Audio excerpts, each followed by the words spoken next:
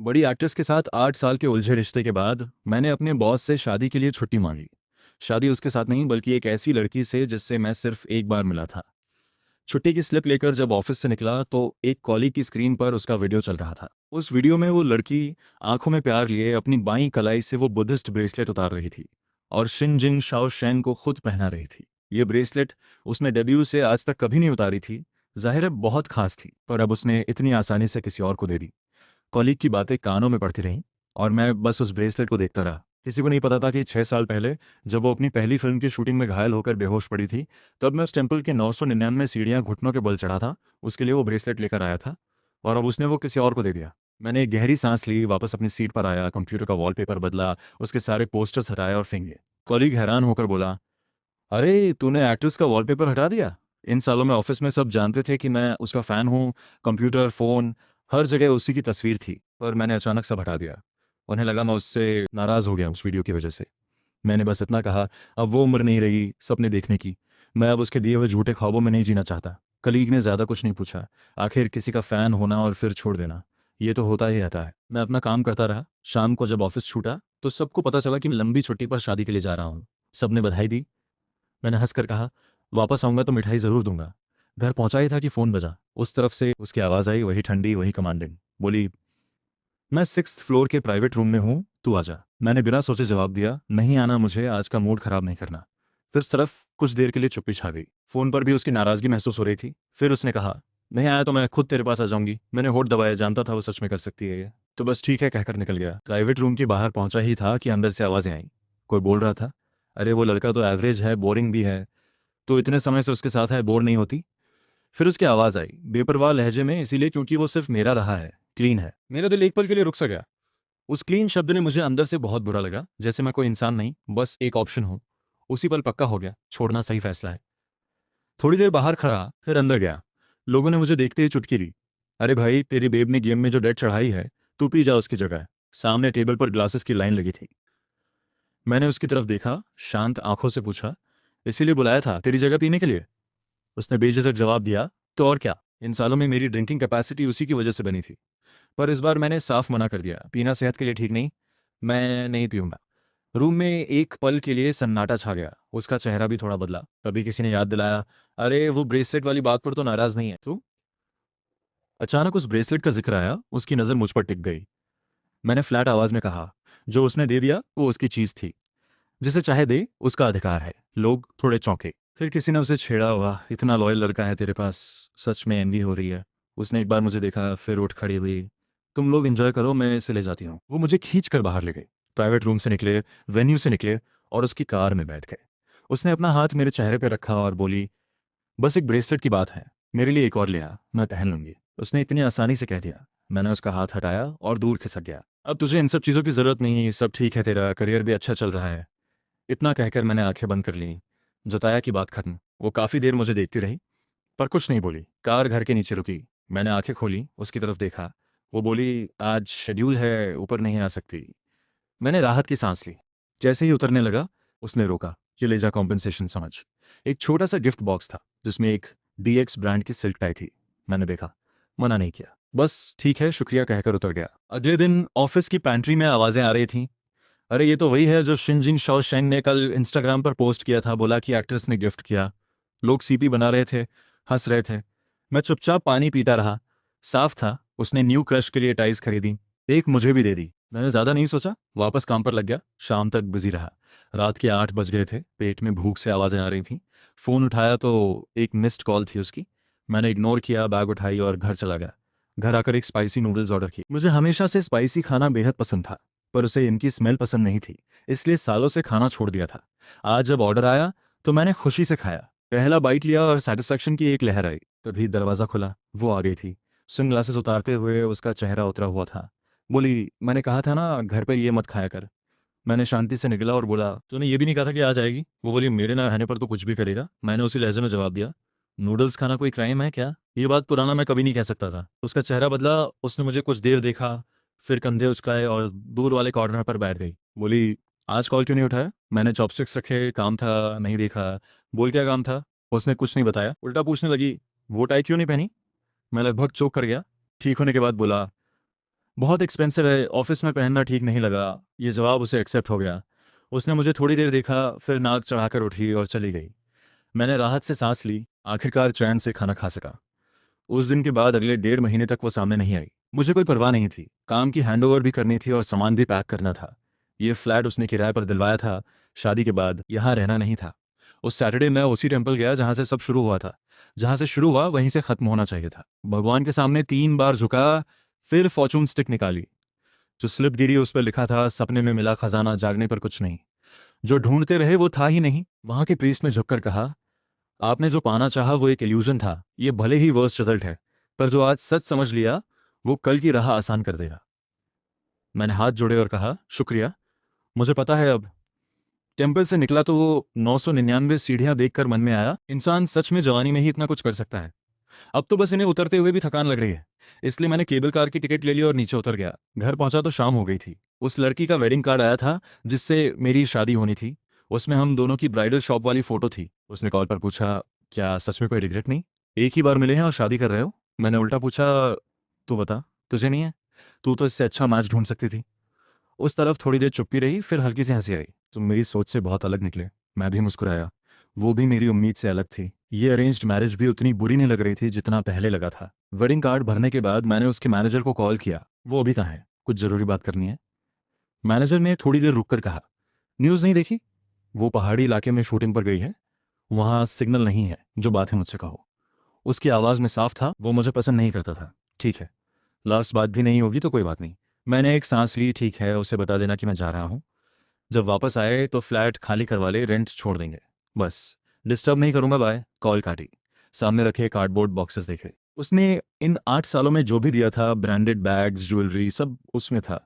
एक bank card भी था जिसमें हर महीने वो पैसे डालती थी। कुल मिलाकर कुछ लाख रुपए। मैंने कभी एक पैसा नहीं छुआ। अब सब वापस करना था। इन 8 सालों का हिसाब साफ करना था। एयरपोर्ट के लिए अलार्म बजा था। मैंने आखिरी बार उस फ्लैट को देखा जहां 8 साल बिताए थे और बिना पीछे देखे निकल गया। पीछे छोड़ आया एक खाली शांत घर। टेबल पे रखे थे बैंक कार्ड, फ्लैट की चाबी और एक वेडिंग कार्ड। कुछ हफ्ते बाद पहाड़ी इलाके की एक होटल में शन वॉन्टांग को थोड़ा ब्रेक मिला। उसने फ़ोन उठाया, पर जिसका मैसेज ढूंढ रही थी वो आया ही नहीं था। उसकी भौहें सिकुड़ गईं। पहले जब वो नाराज़ होता था तो एक हफ्ते में ही अनब्लॉक कर देता था, पर इस बार तो इतने दिन हो गए, एक कॉल तक नहीं। शन वॉन्टांग ने टेम्पल दबाया। पिछले 1 महीने से एक अजीब सी बेचैनी थी जो पकड़ में नहीं आती थी। कभी कभी सपना भी आता था कि वो आंखों के सामने से धीरे धीरे गायब हो रहा है। हर बार नींद खुलती तो सीना थोड़ा भारी लगता। उसने सोचा था शूटिंग खत्म होने के बाद खुद उसे मौका देगी, पर वो आया ही नहीं। शेन वॉन्टांग का मन और खराब हुआ। उसने फ़ोन एक तरफ फेंका और इग्नोर करने की कोशिश की। जब शेन वॉन्टांग की शूटिंग रैप हुई तो मैनेजर राज भाई खुद लेने आए। कार में वो बैक मिरर से उसे देख रहे थे। उसका चेहरा उतरा हुआ था। हिचकिचाकर बोले, 1.5 महीने पहले एल शिंकी ने कॉल किया था। शेन वॉन्टांग ने सिर उठाया। उसने क्यों कॉल किया तुम्हें? राजभाई ने हल्के से कहा, बोला जा रहा है वो तुम्हें फ्लैट खाली करवाने को कहा। मुझे लगा वो तुमसे मनाने आएगा, इसलिए शूटिंग के दौरान बताया नहीं। शेन वॉन्टांग की भौं उठी, पर दिल थोड़ा डुआ। उसने जल्दी से पूछा, राजभाई उसने कॉल कब किया था? राजभाई ने सोचा और बोले, शूटिंग शुरू होने के 4 दिन बाद। शेन वॉन्टांग सीट पर टिक गई। उस वक्त तो उसने ब्लॉक लिस्ट से भी नहीं हटाया था, पर उसे खुद से ये उम्मीद नहीं थी कि वो 1.5 महीने तक बिना कांटेक्ट किए रह सकता है। उसका सिर भारी हो गया, मन उखड़ा हुआ था। उसने अपनी 3 करीबी दोस्तों को मैसेज किया, शाम को मिलो। शेन वॉन्टांग घर आई, सोने की कोशिश की, पर नींद नहीं आई। शाम को वो प्राइवेट रूम में बैठी पी रही थी। उसकी तीनों दोस्तों ने एक दूसरे को देखा। एक ने पूछा, वॉन्टांग क्या हुआ? शेन वॉन्टांग ने सॉफ्ट पर टिक कर कहा, कुछ नहीं। किसी ने गेस लगाया, एलेक्स शिंची की वजह से तो नहीं? वो इतने दिन चुप रहा मुझसे।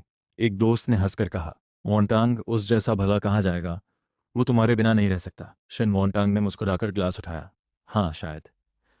पर अंदर से वो अजीब फीलिंग और गहरी होती जा रही थी। एक हफ्ता और निकला। उसकी शूटिंग लैब की न्यूज़ ऑनलाइन आ गई, पर उसका कोई मैसेज नहीं आया। शेन मॉन्टैग घबरा गई। पहले तो बाहर जाने पर भी वो एक मैसेज तो करता ही था। यहाँ तो झगड़ा भी हुआ था तो उसे पहले सॉरी कहना चाहिए था। शेन मॉन्टैग जानती थी कि पहले वो नहीं जाएगी, पर दिल कह रहा था कुछ गड़बड़ है। उसने खुद को रोका, पर मन नहीं माना। आखिरकार वो खुद गाड़ी लेकर फ्लैट पर पहुंची। दरवाजे के बाहर पहुंची तो दिल धड़का। जल्दी से चाबी निकाली, लॉक खोला। दरवाज़ा खुला तो सामने एक खाली कमरा था। उसके पांव वहीं रुक गए। टेबल पर एक लाल वेडिंग कार्ड रखा था। शिन वॉन्टैंग आगे बढ़ी, उस कार्ड को देखती रही। उसकी भौहें गहरी हो गईं। उसने बिना सोचे आवाज़ लगाई, एल शिंची। ये क्या है? पर उस खाली कमरे से कोई जवाब नहीं आया। शन वॉन्टांग की सनसेट की। उसने वो कार्ड उठाया। उसमें उसकी और उस लड़की की फोटो थी जो उसने उस होटल में देखी थी, पर लिखा कोई इनविटेशन नहीं था। बस एक लाइन थी, शन वॉन्टांग, मैं शादी कर रहा हूँ। तुम्हारा करियर हमेशा चमकता रहे और मेरी बाकी जिंदगी खुशहाल रहे। ना कोई वेन्यू, ना कोई डेट, बस एक अलविदा। उसने बिना एड्रेस बताए, बिना कुछ कहे, बस एक कार्ड छोड़ा और चला गया। शन वॉन्टांग की आंखें लाल हो गईं। उसने फ़ोन उठाया और कॉल किया। आपका नंबर अब काम नहीं कर रहा। मैसेज भेजा, लाल एक्सक्लेमेशन मार्क। शन वॉन्टांग के दांत पिच गए। दिल तेज धड़क रहा था। उसे कभी नहीं लगा था कि वो सच में चला जाएगा, पर वो चला गया था। उसका सीना भारी हो गया। उसने उन सारे बॉक्सों को देखा, सब उसका दिया हुआ सामान। शन वॉन्टांग थोड़ी देर खड़ी रही, फिर वहां से निकल गई और सीधे एक बार में घुस गई, पीने लगी। दोस्तों को मैसेज किया, आ जाओ। जो तीनों आई, उन्होंने शन वॉन्टांग को अकेले बहुत तेज पीते देखा तो चौंक गई। आपस में धीरे बोली, ये कब से ऐसी है, पहले कभी नहीं देखा। एक उसके पास बैठी, वॉन्टैंग, बता क्या हुआ। शन वॉन्टैंग ने धीरे से भारी आवाज में कहा, एल शिंची चला गया। तीनों एक पल के लिए रुकी, फिर बोली, अरे एक लड़का है, और भी तो हैं। उन्होंने कुछ अच्छे दिखने वाले लड़के बुलाए और बोली, देख इन्हें, इनमें से कोई कम नहीं है, नया ट्राई कर। शन वॉन्टैंग ने उन्हें देखा, बस उसे उबकाई आई, जाओ यहाँ से। वो लड़के चले गए। तीनों ने एक दूसरे को देखा, चुप हो गई। असल में वो टेस्ट कर रही थी। अगर शन वॉन्टैंग ने इंटरेस्ट दिखाया होता तो ठीक था, पर वो बिल्कुल नहीं चाहती थी। पहली बार देख रही थी इसे इस हाल में। शन मॉन्टांग के पास्ट में कोई इतना मैटर नहीं करता था। वो तो रिलेशनशिप्स को बस टाइम पास की तरह लेती थी। पहली बार किसी एक लड़के के लिए वो इस हाल में थी। काफ़ी पी लिया था, तब जाकर तीनों उसे घर छोड़ने गई। अगले कुछ दिनों तक शन वॉन्टांग का काम पर ध्यान नहीं था। मैगजीन शूट्स में भी बार बार मिस्टेक होती रही। जब मैनेजर राज भाई को पता चला तो वो सीधे उसके रेस्ट रूम में आए। असिस्टेंट ने बताया था कि शन वॉन्टांग घंटों से फोन पर मेरी चैट देख रही है। राज भाई ने उसे देखा, सोफ पर बैठी, थकी हुई। उनके मुंह से पहला सेंटेंस ही ये था, तुम्हें एल एक्स इंकी से प्यार हो गया है। शेन वॉन्टांग ने चौंक कर उन्हें देखा, फिर रुक गई, जैसे किसी ने वो बात कह दी जो वो खुद नहीं कह पा रही थी। राज भाई ने उसका कंधा थपथपाया, पहले ही कहा था, इतना लंबा खींचो मत, अब खुद ही उलझ गई हो, बताओ क्या हुआ। शेन वॉन्टांग ने धीरे से कहा, वो चला गया। राज भाई ने गहरी सांस ली, मतलब तुम्हें अब फील हो रहा है, और उसे तो कब का हो चुका था। शेन वॉन्टांग के जहन में पिछले 8 साल घूम गए। वो जानती थी, उसने उसकी फीलिंग्स का बहुत बार गलत फायदा उठाया था। राज भाई, अब मैं क्या करूं। राज भाई ने शांत आवाज में कहा, अब क्या हो सकता है। इलेक्शन से चला गया, मतलब वो तुमसे कोई रिश्ता नहीं रखना चाहता, अच्छे से अलग हो जाओ। शन मॉन्टैंग ने होठ दबाया और बोली, नहीं, ये नहीं हो सकता। वो मुझे छोड़ नहीं सकता, और अब उसे खुद अपनी फीलिंग्स का पता चला है। बस एक बार मुझसे बात करे, मैं उसे जाने ही दूंगी। मैं उससे इतना प्यार करती हूँ, वो ज़रूर मान जाएगा। राज भाई का चेहरा थोड़ा उलझा। उन्होंने सोचकर कहा, वॉन्टांग, सोच लो आगे क्या होगा, उसके लिए तैयार रहना। शेन वॉन्टांग को उन्हें खुद तैयार किया था। दिल में एक कोना था जो चाहता था वो किसी से प्यार करे। जब उसने पहली बार मुझे चूज किया था तब भी राज भाई ने समझाया था, 3 साल से ज़्यादा मत खींचो। पर अब मैं जा चुका था और शेन वॉन्टांग का दिल उलझ गया था। राज भाई को नहीं पता था कि मैं उसके लिए सही हूँ या नहीं, पर एक बार ट्राई करने देना ही ठीक लगा। उस दिन के बाद शेन वॉन्टांग ने तुरंत किसी से मुझे ट्रेस करवाया। देखा मैं नॉर्थ सिटी में कहाँ हूँ। उसने खुद अपने हाथों से टूटा हुआ ब्रेसलेट जोड़ने की कोशिश की, पर वो वैसा नहीं लगा जैसा पहले था। शन वॉन्टांग ने ऑनलाइन सर्च किया और जो पढ़ा उससे वो जम गई। उस ब्रेसलेट को एक एक स्टेप घुटनों के बल चलकर मांगा जाता है। टेम्पल तक पैदल ही 2 घंटे से ज्यादा लगते हैं, और वो भी घुटनों के बल। उसने सोचना भी बंद कर दिया, बस सांस लेना मुश्किल हो गया। और याद आया कि मैंने कितनी बार कहा था ये ब्रेसलेट बहुत जरूरी है, पर उसने कभी सीरियसली नहीं लिया, बस एक आम ब्रेसलेट समझती रही। रात को शन वॉन्टांग को नींद नहीं आई। सपने में देखा कि मैं उसके लिए वो ब्रेसलेट मांग रहा हूँ। सपने में मेरे घुटनों की जगह कपड़े फट गए थे, हल्का सा खून निकल रहा था। मैं दर्द को अनदेखा करके आगे बढ़ता रहा, चाहे पत्थर जख्म में घुस जाए। सुबह से रात तक चलता रहा और एक पल के लिए बेहोश भी हो गया। शन वॉन्टांग की आंखें फैल गईं, मुंह से निकला, ए शिंगशी। वो झटके से जाग गई। बाहर सुबह हो चुकी थी। शन वॉन्टांग ने गहरी सांस ली, टेम्पल दबाया, खिड़की की तरफ देखा, फिर उठी, तैयार हुई, ब्रेसलेट लिया और गाड़ी लेकर लिंगयुआन टेम्पल की तरफ निकल गई। 1 घंटे से ज्यादा बाद पहाड़ के नीचे पहुंची। ऊपर देखा तो सीढ़ियां जैसे खत्म होती ही नहीं थी। दिल एक पल के लिए हिला। रात का सपना याद आ गया। उसने पहला कदम रखा और चढ़ने लगी। हर कदम के साथ मेरा ख्याल आता रहा। हाथ में ब्रेसलेट कसता जा रहा था। दोपहर तक शन वॉन्टांग टेम्पल पहुंची। वो प्रीस्ट के पास गई, बोली, ये ब्रेसलेट जोड़ दीजिए। प्रीस्ट ने ब्रेसलेट देखा, हाथ जोड़े और थोड़ा झुककर बोले, बेटी, टूटा ब्रेसलेट वापस नहीं होता। शन वॉन्टांग की भौहें चढ़ गईं। क्यों नहीं, धागा डालकर जोड़ दो। प्रीस्ट ने सिर हिलाया, नहीं बेटी, ये ब्रेसलेट किसी ने तुम्हारे लिए मांगा था। शन वॉन्टांग ने हाँ में सिर हिलाया। प्रीस्ट ने एक सांस ली और बोले, जो टूट गया वो तुम दोनों के बीच का रिश्ता भी साथ ले गया। शन वॉन्टांग का दिल एक पल को सिकुड़ा। बस एक ब्रेसलेट है, इससे रिश्ता कैसे टूटेगा। हर चीज का कारण होता है, कुछ चीजें वापस नहीं आती। प्रीस्ट ने इतना कहा, झुककर सल्यूट किया और चले गए। शन वॉन्टांग अकेली खड़ी रही। चेहरा थोड़ा पीला पड़ गया था। उसे किसी फेट पर भरोसा नहीं था, पर एक बात पक्की थी, अगर वो खुद जाकर मुझसे मिले तो अभी भी कुछ हो सकता है। 3 महीने बाद नॉर्थ सिटी में ठंड जल्दी आ गई थी। जब पहली बार यहाँ आया तो थोड़ा अजीब लगा। शादी के बाद लिन लुओ लुओ विदेश चली गई थी और मैं कंपनी में वापस ज्वाइन करने की तैयारी कर रहा था। तभी बॉस का मैसेज आया, मुझे north city head office transfer कर दिया। साउथ सिटी वापस नहीं गया, सीधे घर से नॉर्थ सिटी आ गया। यहाँ कंपनी का ही अपार्टमेंट था, नई सिम ली, सारे सोशल मीडिया नए बनाए, पुराने बॉस, करीबी कॉलीग्स और घर वालों को ऐड किया, फिर पुराना सब बंद कर दिया। नई जिंदगी शुरू हो गई। हेड ऑफिस के लोग भी अच्छे थे, बॉसेस भी। लगा यहाँ आना सही फैसला था। उस रात जब सोने जा रहा था तभी डोरबेल बजी। चौंक गया। थोड़ी देर सोचकर गेट तक गया। पीप होल से देखा तो एक बंदा था, मास्क और सनग्लासेस लगाए, पर एक नज़र में पहचान लिया, शन मोंटांग थी। मैं वहीं रुक गया। सोचा नहीं था कि वो यहाँ तक आएगी। वो ऐसी नहीं है जो खुद चल कर आए। मन में थोड़ी इरिटेशन आई। दरवाज़ा नहीं खोला, वहीं से बेडरूम में वापस आ गया। सोचा डोरबेल नहीं खुली तो वो चली जाएगी, उसमें इतना पेशेंस नहीं है। बिस्तर पर लेट गया, आंखें बंद की और सो गया। बेल 2 बार और बजी, फिर बंद हो गई। सुबह अलार्म बजा, आंखें मुश्किल से खुली। फ़ोन उठाया, अलार्म बंद किया, थोड़ी देर और लेटा रहा। 10 मिनट बाद उठा, फ्रेश हुआ, गर्म कपड़े पहने, एग फ्राई किया, ब्रेड टोस्ट की, जल्दी से खाया। फ़ोन देखा, ऑफिस का टाइम हो रहा था। शूज़ पहने, बैग उठाया, दरवाज़ा खोला। जैसे ही बाहर कदम रखा, सामने एक इंसान ज़मीन पर पड़ा था। रुक गया, भौहें सिकुड़ गईं। शन वॉन्टांग थी। रात से गई ही नहीं थी। इतनी ठंड में इतने कम कपड़ों में कुछ हो सकता था। थोड़ा सोचा, फिर धीरे से आवाज़ लगाई, शन वॉन्टांग। कोई हरकत नहीं। थोड़ा झुका, हल्के से छुआ, शन वॉन्टांग। उसकी आंखें बंद रहीं, पर होठों से मेरा नाम निकला। मैंने सुना, पर चेहरे पर कोई रिएक्शन नहीं आया। माथे पर हाथ रखा, बुखार था। मैं उठा। सोचा, अगर इसके साथ यहाँ कुछ हो गया तो ये पब्लिक फिगर है, फोटोज खिंच जाएंगी, झंझट होगा। इसलिए उसका फ़ोन उसकी जेब से निकाला, फिंगरप्रिंट से अनलॉक किया, असिस्टेंट को कॉल किया। उस तरफ से आवाज़ आई, दीदी कहाँ हो? मैंने एक्सप्लेन किया, शेन वॉन्टांग नॉर्थ सिटी में, बुखार है, जल्दी आओ। असिस्टेंट जो घबरा गया, क्या? मैं अभी निकलता हूँ। एल सर थोड़ा देख लीजिए प्लीज़। कॉल कट हो गई। असिस्टेंट जो ने तुरंत मैनेजर राज भाई को मैसेज किया। मैंने फ़ोन देखा, मुंह बना लिया, शेन वॉन्टांग को देखा। थोड़ा अनकंफर्टेबल था। आखिर में 1 घंटे की लीव ली। उसे उठाकर सोफ़ा पर लिटाया, 2 फीवर टैबलेट्स दिए, ऊपर से ब्लैंकेट डाली। फिर उसके फ़ोन से एक फ़ोटो ली, असिस्टेंट जो को भेजी। साथ में अपार्टमेंट का डोर लॉक कोड और लोकेशन भी भेजा। लिखा, शन मॉन्टैंग यहाँ है, आओ तो सीधे अंदर आ जाना। मैं ऑफिस जा रहा हूँ, जल्दी आओ। अगर बुखार नहीं होता तो शायद दरवाज़ा ही नहीं खोलता। मैं शन मॉन्टैंग से कोई कनेक्शन नहीं रखना चाहता था। शाम को ऑफिस से निकला तो बाहर अंधेरा था और ठंड भी। जल्दी से कैब ली। सोचा था शन मॉन्टैंग जा चुकी होगी, पर अपार्टमेंट का दरवाज़ा खोला तो अंदर लाइट जल रही थी। भौहें सिकुड़ गईं। असिस्टेंट नहीं आया क्या? अंदर गया, लिविंग रूम खाली था। बाथरूम से पानी की आवाज़ आ रही थी। सोफा पर उसके कपड़े पड़े थे। चेहरा थोड़ा सख्त हो गया। बिल्कुल अपना घर समझ लिया। थोड़ी देर बाद बाथरूम का दरवाज़ा खुला। शन वॉन्टांग सिर्फ टॉवल लपेटे बाहर आई। दोनों की नजरें मिली। मैंने तुरंत मुंह फेरा, उसके कपड़े उसकी तरफ फेंके, पहन लो। शन वॉन्टांग चुपचाप देखती रही, फिर कपड़े पहन लिए। मैंने दरवाजे की तरफ इशारा किया, जाओ। पर इस बार शन वॉन्टांग नहीं गई। उसने मुझे गहरी नज़रों से देखा। दिल तेज धड़क रहा था। रोंधी आवाज़ में बोली, शिंगशी, मत निकालो मुझे। मैंने इग्नोर किया। शांत आवाज़ में कहा, तेरा असिस्टेंट नहीं आया? शन वॉन्टांग की नज़रें झुकी। उसका कुछ काम था। असल में सुबह जब मैं गया था, कुछ देर बाद उसे होश आ गया था। सोफा पर खुद को देखकर उसे अच्छा लगा। उसे लगा मैं अभी भी उसकी परवाह करता हूँ। फिर असिस्टेंट जो का कॉल आया। उसने जो को आने से मना कर दिया। मैंने देखा, फ्लैट टोन में कहा, ठीक है वो नहीं आया, तू ठीक है, अब जा। शन वॉन्टैंग सोफा से उठी और मेरा हाथ पकड़ लिया। मैंने झटका, शन वॉन्टैंग क्या चाहती है तू? पहली बार उस पर चिल्लाया था। आंखें थोड़ी नम हो गई। मैं खुद उससे दूर आ गया था।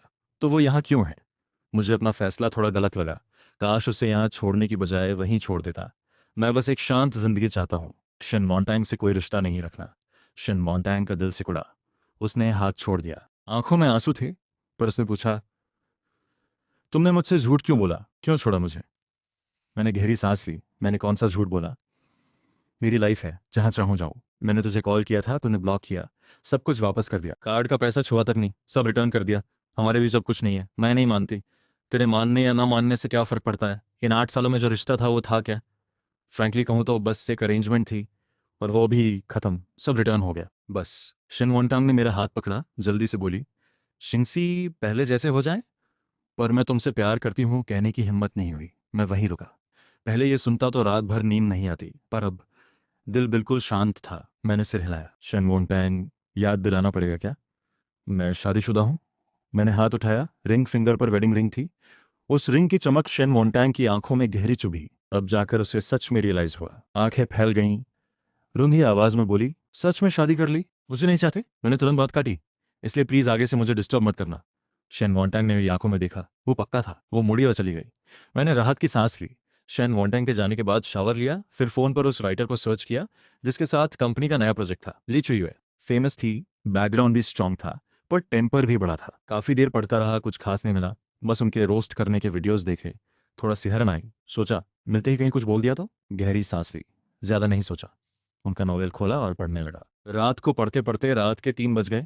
किताब छोड़ी और सो गया। सुबह आंखें भी ठीक से नहीं खुली। हाथ से फोन ढूंढा, उठाया, कॉल आ रही थी, बॉस का नाम था। फट से उठ बैठा, कॉल उठाई। जी सर, क्या हुआ? बॉस की आवाज़ में थोड़ी हिचकिचाहट थी।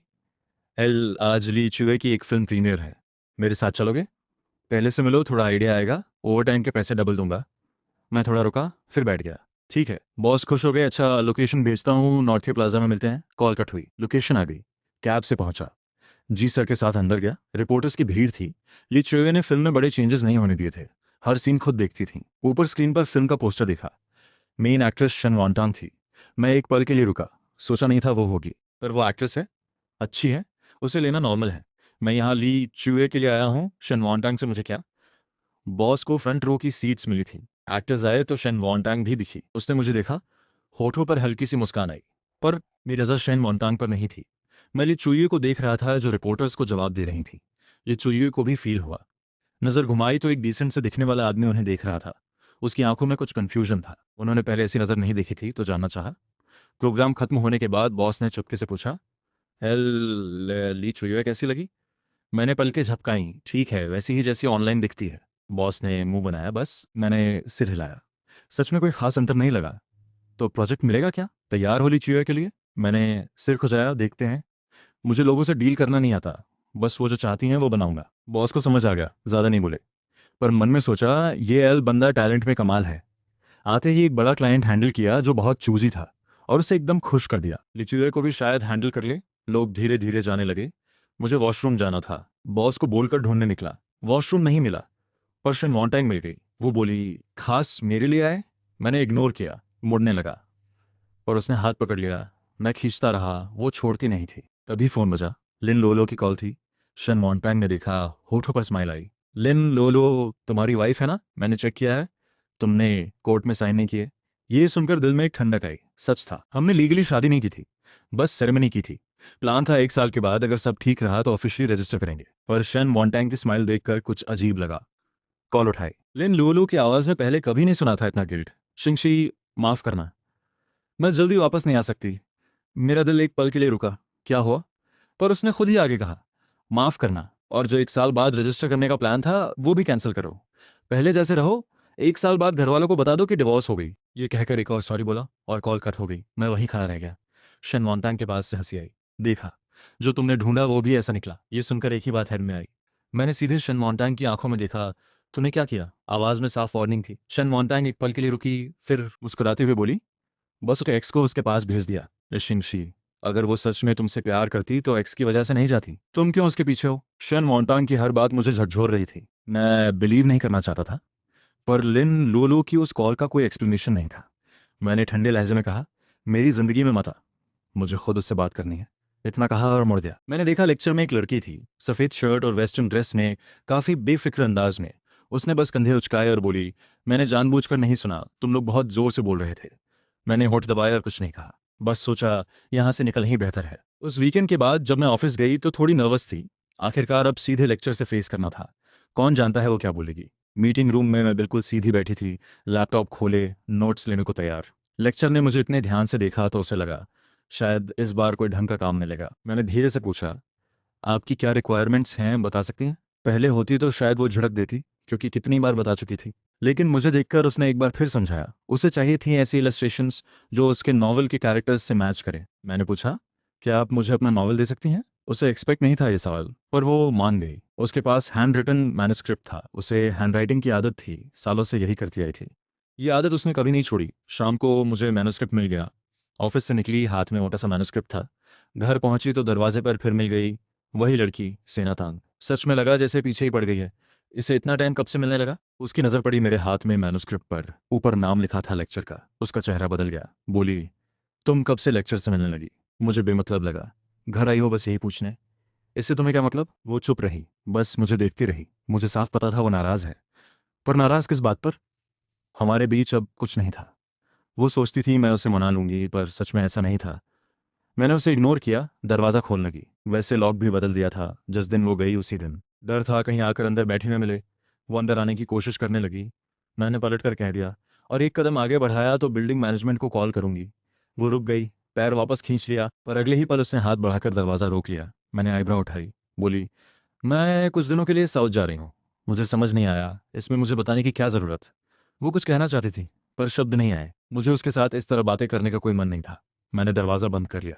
वो काफ़ी देर बाहर खड़ी रही, फिर चली गई।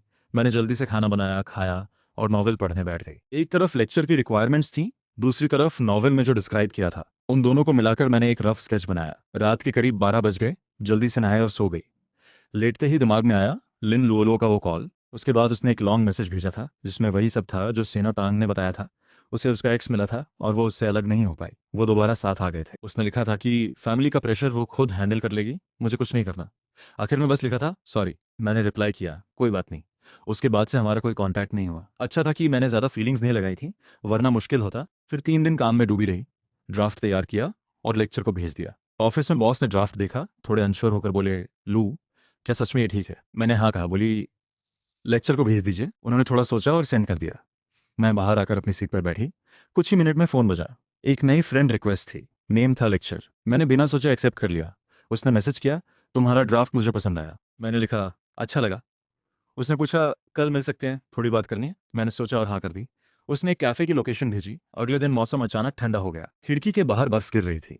मैंने स्कार्फ लपेटा और कैफ़े पहुंची। मिलने के बाद मैंने अपने ड्राफ्ट के बारे में एक्सप्लेन किया। लेक्चर सुनती रही और उसे सच में अच्छा लगा। बोली, तुम पहली हो जिसने एक्चुअली मेरा नॉवल पढ़कर इलस्ट्रेशन बनाई।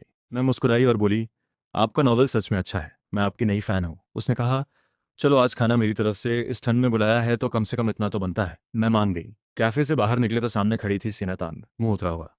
मैंने इग्नोर किया और लेक्चर के साथ चलती रही। और सेना तांग ने कोई डिस्गाइज भी नहीं किया था। अगर पापराची ने फोटो ले लिया तो मेरे लिए भी प्रॉब्लम होगी। लेक्चर ने सेना तांग को देखा, आंखें थोड़ी सिकुड़ी। उसने सोचा इस लड़की से इसका क्या चक्कर है। उधर सेना तांग भी काम खत्म करके मुझसे मिलने आई थी। घर पर दरवाजा नहीं खुला। देखा तो ऑफिस टाइम था तो वहां चली गई। सोचा था लंच साथ खाएंगे। काफी दिनों से मुझसे नहीं मिली थी, बस एक बार देखना चाहती थी। पता चला मैं किसी क्लाइंट के साथ गई हूँ। उसका चेहरा उतर गया।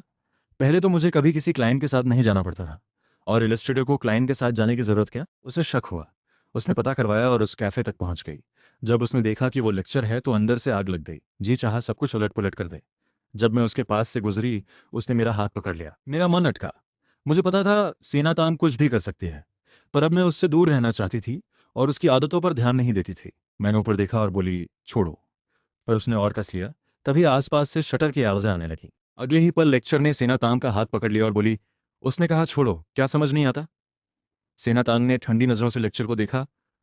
बोली, तुम बीच में मत आओ, ये हम दोनों मामला है। लेक्चर ने आराम से पूछा, तो तुम उसकी क्या लगती हो? सेना तांग रुकी, फिर बोली, परिवार। मुझे अच्छा नहीं लगा। मुझे उससे कोई रिकग्निशन नहीं चाहिए थी। मैं बस चैन से जीना चाहती थी। मैंने साफ कह दिया, ऐसे कुछ मत कहो, हम अजनबी हैं। सेना तांग ने मेरा नाम लिया। आवाज़ में घबराहट थी। मैंने कोई रिएक्शन नहीं दिया, बस बोला, और झंझट की तो पुलिस को कॉल करूंगी। तुम्हें लगता है मैं नहीं कर सकती? तुम्हारे फैंस को पता चला तो क्या सोचेंगे?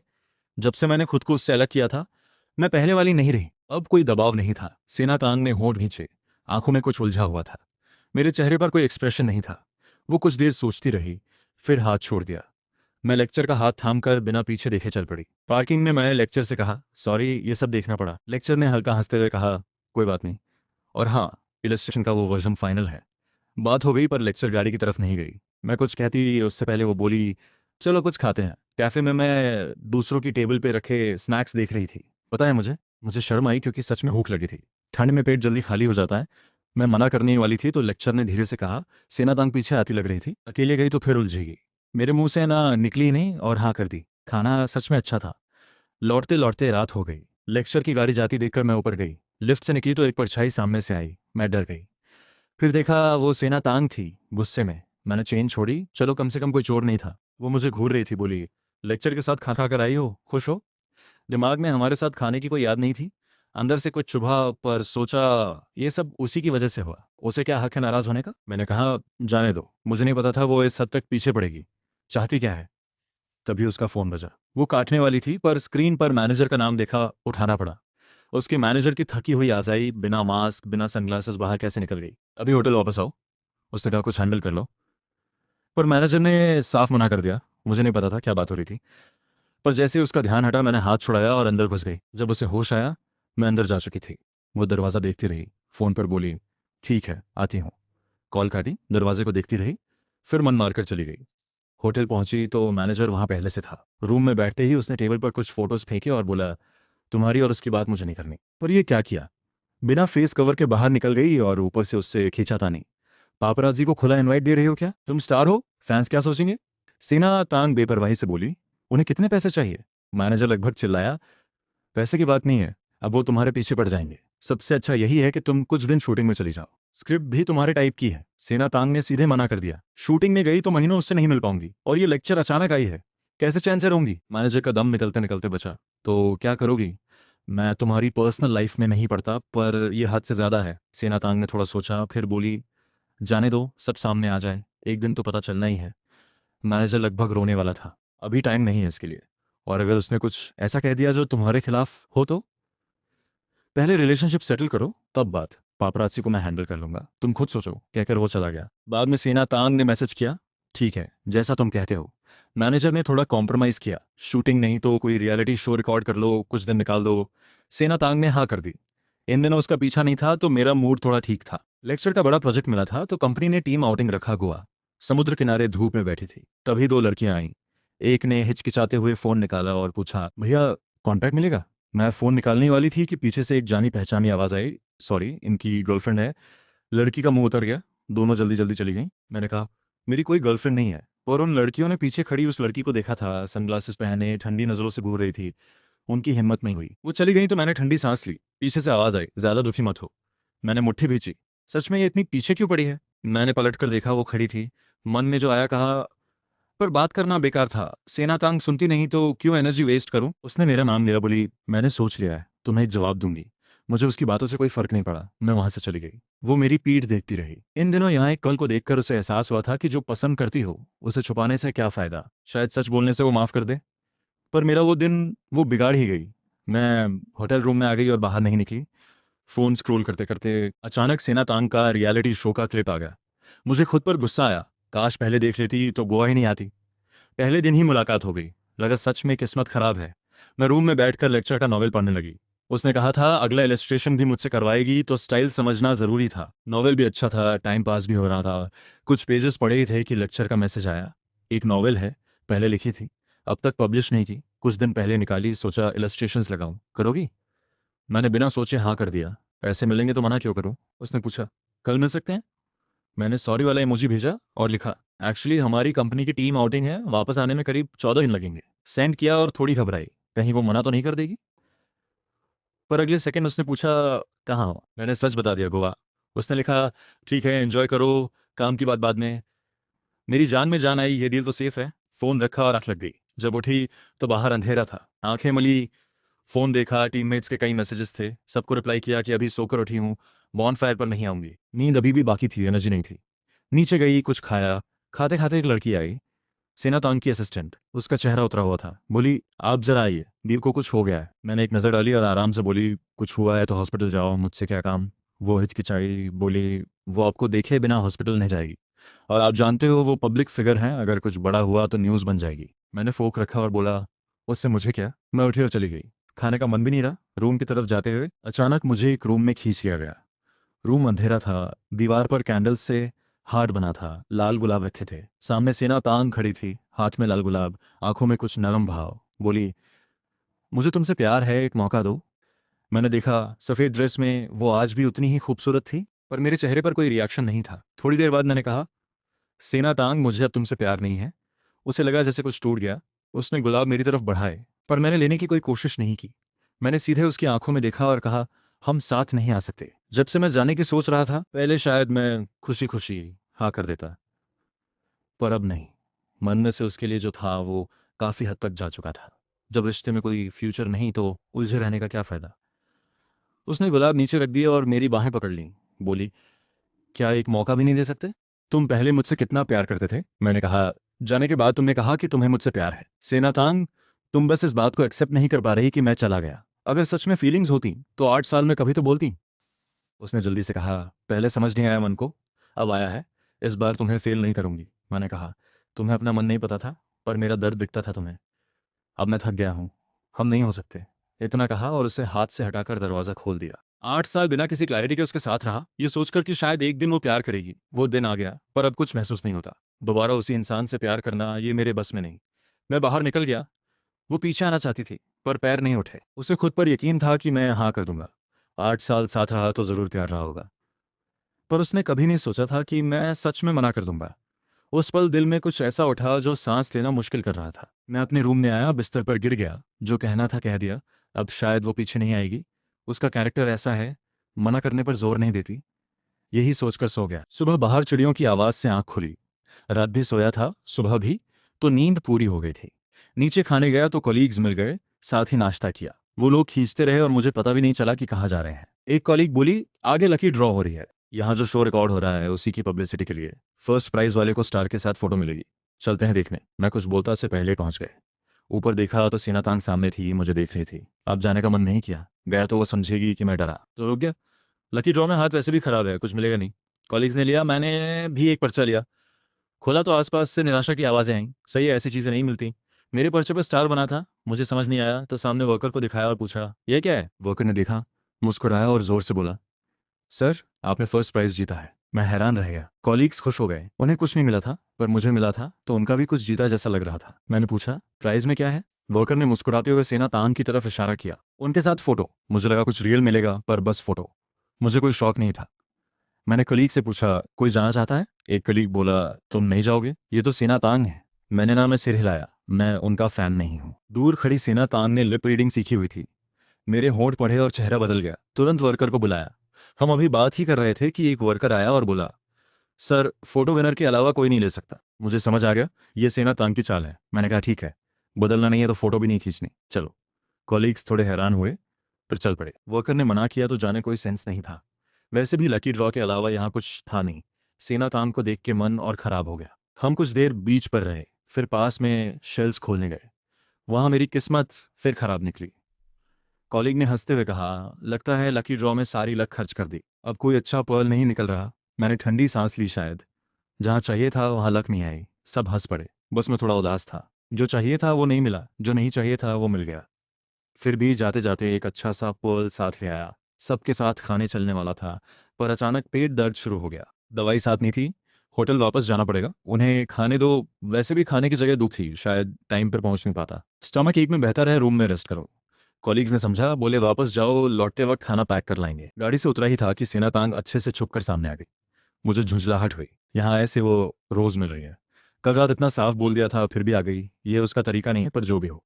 मैंने उसे इग्नोर किया। अभी सबसे ज़रूरी काम दवाई लेना था। सेना तांग ने देखा मैं जा रहा हूँ, घबरा कर नाम लिया रुको। पर मैं नहीं रुका। वो पीछे आने लगी। पेट दर्द में चाल तेज थी। उसने मेरा चेहरा देखा, घबराई, पूछा क्या हुआ। मुझे वैसे भी इरिटेशन हो रही थी। बोल दिया, तुम यहाँ हो इसलिए मन खराब है, जितनी दूर जा सकती हो जाओ। वो डर गई, बोली, ये मजाक का वक्त नहीं है, क्या हुआ तुम्हें? मैंने कोई जवाब नहीं दिया, होटल के अंदर चला गया। उसने देखा मैं पेट पकड़े हूँ, समझ गई। वो चुप हो गई और चली गई। मैं भी रूम में आ गया। वहाँ पता चला दवाई खत्म हो गई थी। रिसेप्शन को कॉल किया, दवाई भेजने को कहा। फ़ोन रखा ही था कि दरवाज़ा खटखटाया। मैं चौंका, इतनी जल्दी? दरवाज़ा थोड़ा खोला, सामने सेना ताम थी, भवें सिकुड़ी। बोला, क्या है? उसने एक बैग आगे बढ़ाई, नज़र नहीं मिलाई, बोली, इसमें स्टमक की दवाइयाँ हैं। पता नहीं तुम कौन सी लेते हो, तो कई तरह की ले आई। मैंने बैग देखी, लेने की सोची क्योंकि दवाई तो चाहिए थी। पर तभी कॉरिडोर में एक होटल स्टाफ आता दिखा, हाथ में दवाई थी। मैंने सेना तांग को कहा, ज़रूरत नहीं, मेरी दवाई आ गई। मैं बाहर आया, स्टाफ से दवाई ली, शुक्रिया कहा। वो चला गया। जब पलटा तो सेना तांग जा चुकी थी। वो बैग दरवाजे के सामने रखी थी। जब उसने स्टाफ को आते देखा, बोलने का कोई फायदा नहीं था। मैं दवाई ले रहा था। उसने चुपचाप बैग रखी और चली गई। मैंने नीचे बैग देखी। फेंकना सही नहीं लगा। किसी ज़रूरतमंद को दे दूंगा, ये पूरा महीने में मैं अकेले खा नहीं सकता। वापस भी नहीं ले जाऊंगा। स्टमक थोड़ा ठीक हुआ तो हॉट शावर लिया। बाद में बिस्तर पे लेट गया, हिलने का मन नहीं था। आंख लग गई। जब उठा तो अगला दिन था। जोरों की भूख लगी थी। जल्दी से फ्रेश हुआ और नीचे गया।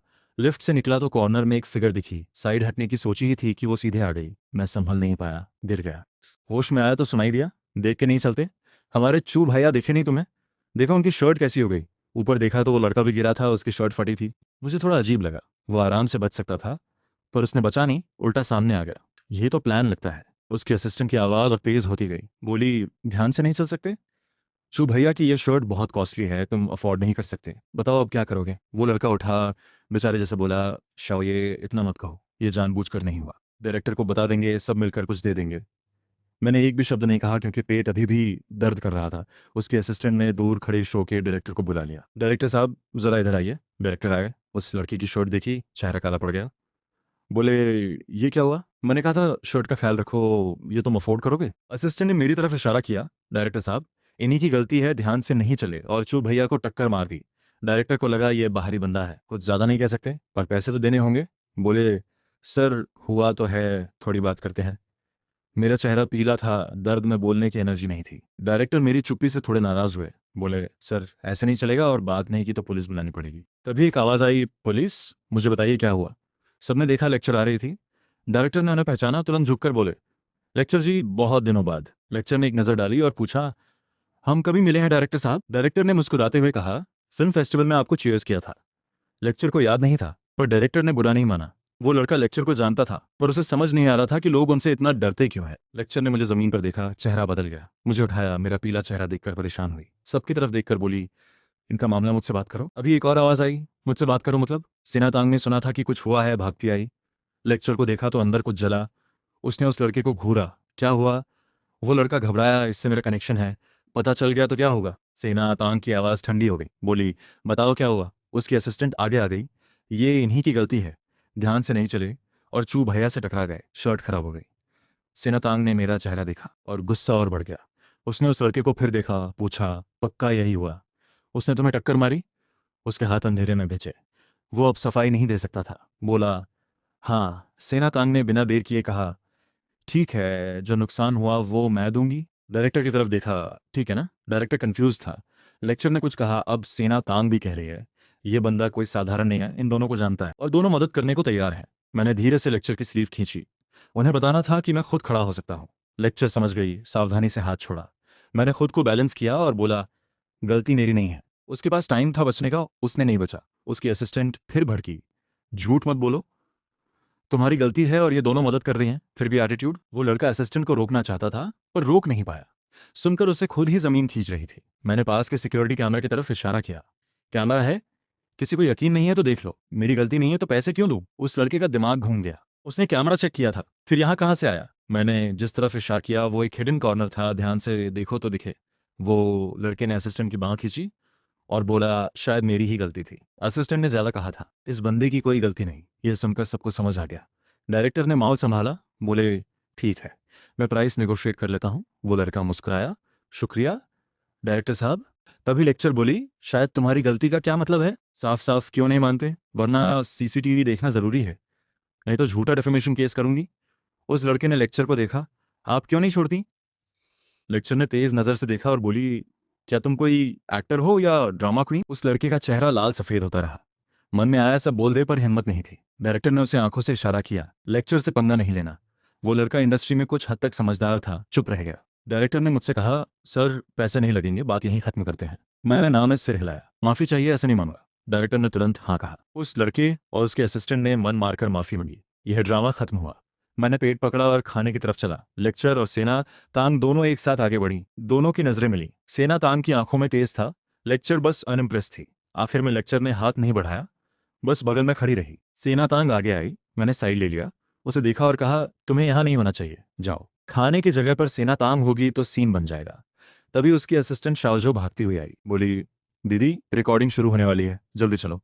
उसने सेना तांग को खींच लिया, जवाब का इंतजार नहीं किया। मैनेजर ने पहले ही कह दिया था मुझसे कब मिलो। रात को उसने मैनेजर को बताया था कि मैं भी गोवा में हूँ टीम आउटिंग पर।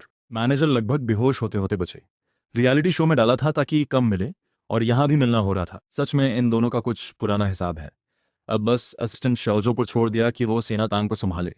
वो चली गई तो मैंने राहत की सांस ली। अच्छा हुआ। मैंने लेक्चर की तरफ देखा, पूछा, आप गोवा किसी काम से आई हैं? उसने कहा, नहीं, बस मन था आने का। तुम्हारा मैसेज देखा तो सोचा चली आती हूँ। मैंने हल्के से सिर हिलाया। लेक्चर ने मुझे देखा और पूछा, आप ठीक हैं? अभी चेहरा काफ़ी पीला था। डॉक्टर के पास जाना चाहिए? मैंने कहा बस पेट दर्द है, कुछ ज़्यादा नहीं। यहाँ आने के बाद से थोड़ा स्टमक अपसेट है, शायद खाने पानी की वजह से। वापस जाकर थोड़ा एक्सरसाइज भी बढ़ानी होगी। लेक्चर ने कुछ सोचा, फिर टॉपिक बदला। बोली, यहाँ एंजॉय हो रहा है? मैंने सच कहा, ठीक है। वैसे ज़्यादा घूमा नहीं। उसने कहा, जब ठीक हो जाओ तो साथ चलते हैं कहीं, चलेगा? मैंने थोड़ा सोचा और हाँ कर दी। काम भी करना था उनके साथ, मना करना ठीक नहीं लगता। खाना साथ खाया, रेस्टोरेंट से अलग हुए। रात को अचानक फ़ोन बजा। कलीग का था। उसकी आवाज़ तेज़ थी। बोली, ट्रेंडिंग देखा? मुझे समझ नहीं आया, क्या देखूं? बोली, आज सुबह का जो हुआ हमें बताया क्यों नहीं? हम तुम पे ट्रस्ट करते हैं। मैं और कंफ्यूज हो गया। उससे बोला, 1 मिनट, और कॉल काट दिया। ट्रेंडिंग खोला। उस लड़के ने वीडियो डाली थी रोते हुए। पूरा ब्लेम मुझ पर डाल दिया। किसी ने मेरी फ़ोटो भी निकाल ली। उसके फैंस बहुत थे, कॉल्स आने लगे। मेरा दिमाग घूम गया, समझ नहीं आया क्या करूं। फिर याद आया, सीसीटीवी है। पर वो फुटेज मिलेगी कैसे? मैंने उसकी वीडियो देखी, होंठ भींचे। वो लड़का पब्लिक सेंटिमेंट मोड़ना जानता था, और हम दोनों की सिचुएशन अलग थी। ऑनलाइन कुछ साबित करना मुश्किल था। सीधे पुलिस को कॉल किया। वो जल्दी आए। मैंने सब बताया, सीसीटीवी का भी मेंशन किया। फिर स्टेशन जाके कोऑपरेट किया। थोड़ी देर में फ़ोन खोला तो एक और ट्रेंडिंग था। सेनातांग और लेक्चर ने मेरे बारे में बात की थी, पर बिना प्रूफ के इनकी बात से कुछ ऑफिशियली प्रूव नहीं होता। मैं चुपचाप स्टेशन में बैठा रहा। आखिर में ऑफिसर ने कहा, आप चिंता मत करो, हम वीडियो रिलीज करेंगे। मैंने झुककर शुक्रिया कहा। अगले ही पल एक ऑफिशियल अकाउंट से सीसीटीवी क्लिप आई। पूरा ब्लेम उस लड़के पर चला गया। घड़ी देखी, रात के 1 बज रहे थे। सोचा, इस वक्त अकेले कैसे जाऊंगा? तभी आवाज आई, यह नाम लेकर। मैंने पलटा। लेक्चर भागती हुई अंदर आई। चेहरे पर टेंशन थी। मुझे ठीक देखकर राहत आई। मैंने पूछा, आप यहाँ कैसे? उसने बताया, ऑनलाइन देखा तो घबराई, तुमसे मिलने निकली। रास्ते में किसी से सीसीटीवी और पुलिस स्टेशन का सुना तो यहाँ आ गई। उनकी बात सुनकर दिल गर्म हो गया। ऊपर देखकर मुस्कुराया और कहा, शुक्रिया, मैं ठीक हूँ। ऑनलाइन भी ठीक हो गया। अभी बोला ही था कि पीछे से तेज कदमों की आवाज आई। सेना तांग आई, चेहरा परेशान। मुझे देखकर बोली, माफ करना, मेरी गलती है। मुझे उसे ब्लैकलिस्ट नहीं करवाना चाहिए था। उसी की वजह से उसने यह सब किया। उसने मैनेजर से कहा था उस लड़के की कुछ पुरानी बातें लीक करवाने के लिए, ताकि उसे इंडस्ट्री से हटाया जा सके। मैनेजर ने बहुत रोका, पर उसने नहीं सुना। इसीलिए यह सब हुआ। मैंने शांत आवाज में कहा, अब मामला सुलझ गया है। आगे उस लड़के का क्या होगा वो मेरी चिंता नहीं। पर उसने मुझे बीच में क्यों घसीटा? शायद उसे लगा मैं मदद करूंगा। वो बिल्कुल गलत सोच रहा था। सेना तांग ने कुछ नहीं कहा, बस बोली, रात हो गई है, मैं होटल छोड़ दूं? मैंने ना में सिर हिलाया। जरूरत नहीं, लेक्चर के साथ चली जाऊंगी। सेना तांग ने लेक्चर को देखा। चेहरा बदल गया। सोचने लगी, इसे मुझसे क्या काम है? इस लेवल की लड़की के पास सब कुछ है। लेक्चर को उसकी नज़र का अंदाजा था, और उसने इग्नोर किया। मुस्कुराते हुए मुझसे बोली, चले। मैं उठ गई। लेक्चर के साथ बाहर चली गई। सेना तांग ने पीछे से देखा। मुट्ठी भिज गई। अंदर से भारी लग रहा था। गाड़ी में मुझे नींद आने लगी। पलकें झुक रही थी। आखिर आंखें बंद हो गई। लेक्चर को पता चल गया था, इसलिए चुप रही, सोने दिया। वो देख रही थी कि मैं जोर लगा रही हूँ। कुछ कहती उससे पहले खुद ही सो गई। उसने गाड़ी किनारे लगाई, अपनी जैकेट उतारकर मुझ पर डाल दी। एसी ऑन किया। रात में ठंड थी और मेरी तबीयत पहले से ठीक नहीं थी। फिर गाड़ी होटल की तरफ चला दी। होटल करीब 1 घंटे का रास्ता था, पर लेक्चर जल्दी नहीं करना चाहती थी। मुझे अच्छी नींद आ रही थी। पहुंचते पहुंचते करीब 2 घंटे लग गए। सेनातान पहले आ गई थी। उसे लगा हम भी आ गए होंगे, पर पार्किंग में लेक्चर की गाड़ी नहीं थी। वो और परेशान हो गई। सोचने लगी हम दोनों न जाने क्या कर रहे होंगे। आधे घंटे बाद लेक्चर मुझे संभाले हुए आई। सेनातांग आगे बढ़ना चाहती थी, पर कॉलीग्स पहले घेर लिए। बॉस भी थे। उन्होंने लेक्चर को देखकर हैरानी से पूछा, ये यहाँ? फिर मुझे देखा, सोचने लगे, और मेरे साथ लेक्चर को देखकर सोचने लगे, कहीं इन दोनों के बीच कुछ तो नहीं। पर मेरा कैरेक्टर ऐसा नहीं था कि लेक्चर जैसे किसी के साथ हो, और हमारी दुनिया भी अलग थी। बॉस ने सोचा, कभी मौका मिला तो बात करूंगा। लेक्चर ने धीरे से कहा, वो सो गई हैं, मैं ऊपर छोड़ देती हूँ। आप सब चिंता मत करो। ऑनलाइन जो हुआ वो ठीक हो गया है। सीसीटीवी क्लिप देखी होगी, सबने देखी थी। बस यही देखना था कि मुझे कोई तकलीफ तो नहीं हुई। लेक्चर ले आई थी, इसलिए किसी ने रोका नहीं। सब हट गए। लेक्चर लिफ्ट में आई मेरे रूम तक। बिस्तर पर लिटाया, ब्लैंकेट डाला और बाहर आ गई। अभी बाहर निकली ही थी कि एक मुट्ठी सामने से आई। लेक्चर ने झट से साइड ली, बच गई। उसने देखा सेना तांग थी, मुट्ठी भींचे हुए। लेक्चर ने आराम से पूछा, यह क्या है? सेना तांग की आंखें ठंडी थीं। बोली, आप जैसी लड़कियां ऑर्डिनरी लोगों के साथ नहीं खेलती, उनसे आपका कोई मेल नहीं। लेक्चर ने आर्म्स क्रॉस किए, मुस्कुराई, बोली, तो तुम इसलिए मारने आई? सुनो, मुझे वो पसंद है, उनके साथ खेलने का कोई प्लान नहीं। अगर हो सका तो बिना सोचे शादी करूंगी। ये बात एक भी झूठ नहीं थी। उसने सच में मुझे अलग पाया था। काफी समय बाद किसी के लिए कुछ फील किया था। सेना तान का अंदर सब जल गया। दांत भिंचे। बोली, लेक्चर फैमिली ऐसे किसी को घर में नहीं आने देगी। लेक्चर ने आंखें थोड़ी खोली, कन से बोली, हमारे घर में अरेंज्ड मैरिज नहीं होती। ये पता नहीं था। सेना तांग रुक गई। ये बात इंडस्ट्री में सब जानते थे। बहुत लोगों ने कोशिश की थी, पर कोई नहीं आया। लेक्चर फैमिली का अपना स्टाइल था। फिर सेना तांग बोली, पता है तुम्हें, वो मेरे साथ 8 साल रही, कॉलेज से हाथ है। इस वक्त उसने खुद माना कि वो गलत थी। ये बात उसने लेक्चर को हटाने के लिए कही। लेक्चर का एक्सप्रेशन नहीं बदला, बस बोली, तो क्या हुआ, अभी तुम्हारे बीच कुछ नहीं है तो मेरे लिए चांस है। सेना तांग से रहा नहीं गया, हाथ उठाया। लेक्चर भी वैसी नहीं थी जो चुप रहे। उसने भी पलटा। वो एक्चुअली यह नहीं चाहती थी, पर सेना तांग की बातें सुनकर गुस्सा आ गया। पहले उसे लगा था शायद हम प्रॉपरली साथ थे, पर यह तो कुछ और ही निकला। सेना तांग ने 8 साल रोके रखा, पर ऑफिशियली कुछ नहीं दिया। ये सोचकर लेक्चर को थोड़ी जलन भी हुई कि इतना वक्त साथ रही। मैं क्लियरली एक अच्छा इंसान था, पर सेना तांग ने कदर नहीं की। दोनों लड़ने लगी। दोनों बराबर थीं। दोनों के चेहरे पर निशान आ गए, पर उन्हें नहीं पता था कि आवाज़ बहुत हो रही थी। रूम में गहरी नींद में सोई मैं, धीरे धीरे खटखट की आवाज़ सुनाई दी। दरवाजे की तरफ से आ रही थी। मैंने भौहें सिकोड़ी, करवट बदली, पर आवाज़ बंद नहीं हुई। आंखें खुल गईं। रूम में अंधेरा था, बाहर भी रात थी। दरवाजे पर हलचल और बढ़ गई। रूम की साउंड प्रूफिंग अच्छी थी, पर फिर भी जैसे कुछ दरवाजे से टकरा रहा हो। आवाज़ ने नींद खुलवा दी। आंखें खोली, सोचा क्या है, थोड़ा झिझका, फिर दरवाज़ा खोलने गई। दरवाज़ा खुला तो सामने लेक्चर और सेना तांग एक दूसरे से उलझी हुई थीं। मैं एक पल के लिए फ्रीज हो गई। ये दोनों क्यों लड़ रही हैं? जैसे ही दोनों ने मुझे देखा, रुक गईं। कोई कुछ नहीं बोला। मुझे समझ नहीं आया क्या हुआ था, पर एक ही बात पूछी, रात को सोना नहीं है? ज़्यादा कुछ पूछने का मन नहीं था, बस चाहती थी ये जाएं और मैं सोऊं। लेक्चर ने तुरंत कहा, माफ़ करना, हमारी वजह से नींद खुली, मैं जाती हूँ। सेना तांग ने भी कहा, मैं भी जाती हूँ। दोनों चली गईं। पीठ ओझल हुई तब दरवाज़ा बंद किया। थोड़ा अजीब लगा, पर ज़्यादा सोचा नहीं। अगले कुछ दिन मैं लगभग रूम में ही रही। जब पेट ठीक हुआ तो बाकी दिनों में थोड़ा मज़ा करने का सोचा। कॉलीग्स ने बोट ट्रिप की वीडियो भेजी, मन हुआ जाऊं। उस दिन कपड़े पहने और बीच पर आ गई, पर आसमान बादलों से भरा था। वर्कर से पूछा, इस मौसम में जा सकते हैं? उसने मुस्कुराकर कहा, अक्सर जाते हैं, कोई दिक्कत नहीं। बाकी टूरिस्ट भी बेफिक्र लग रहे थे, तो मैं भी बोट पर चढ़ गई। थोड़ी देर में बारिश शुरू हो गई। मैं डेक पर थी, जल्दी से अंदर आ गई। बाहर मूसलाधार बारिश थी। मन में पछतावा आया, पर अब कोई रास्ता नहीं था। बारिश रुकने का इंतजार था। अपनी सीट पर बैठ गई, खिड़की से बाहर देखा। तभी एक बड़ी लहर आई। बोट जोर से हिली। मैं हैंडरेस्ट पकड़ नहीं पाई, चेयर से गिरने लगी। तभी किसी ने थाम लिया। जमीन पर नहीं गिरी, संभलते हुए बोली, शुक्रिया। ऊपर देखा तो लेक्चर थी। रुक गई। पूछा, आप यहाँ कैसे? बोट पर दिखी नहीं थी। लेक्चर ने सच बताया, दूसरे देखा तुम चढ़ रही थी। लास्ट मोमेंट में मैं भी आ गई। ये सुनकर कुछ कहते नहीं बना। दिमाग में आया, इन दिनों लेक्चर जो जो कर रही हैं शायद बोर नहीं थी। जब पूछा था मैं कहाँ हूँ, तो शायद इसीलिए पूछा था, क्या उनके मन में कुछ अलग है? जब ये सोचा तो समझ आया, हाँ शायद है, वरना इतना पेशेंस क्यों? ये रियलाइज़ होते ही मैंने जल्दी से थोड़ी दूरी बना ली। मेरा मकसद बस काम था, कुछ और नहीं। लेक्चर ने मेरी मूवमेंट देखी, आंखें थोड़ी नीचे हुई। वो उठ गई। उन्हें अंदाज़ा था शायद ऐसा होगा। वो थोड़ी तेज़ थी, पर वो जानती थी। हाँ, वक्त कम था हमारे साथ का, पर फीलिंग्स रियल थीं। और सेना तांग का फैक्टर था, वरना धीरे धीरे आगे बढ़ती। पर सेना तांग एक अनसर्टन फैक्टर थी। पहले खुद बात करना ज़रूरी लगा। तभी बोट फिर हिली। मैं दोबारा गिरने लगी। लेक्चर ने फिर थाम लिया। सी सिकनेस था, अकेले बैलेंस नहीं हो रहा था। मैंने झिझक कर उनकी बाँह पकड़ ली।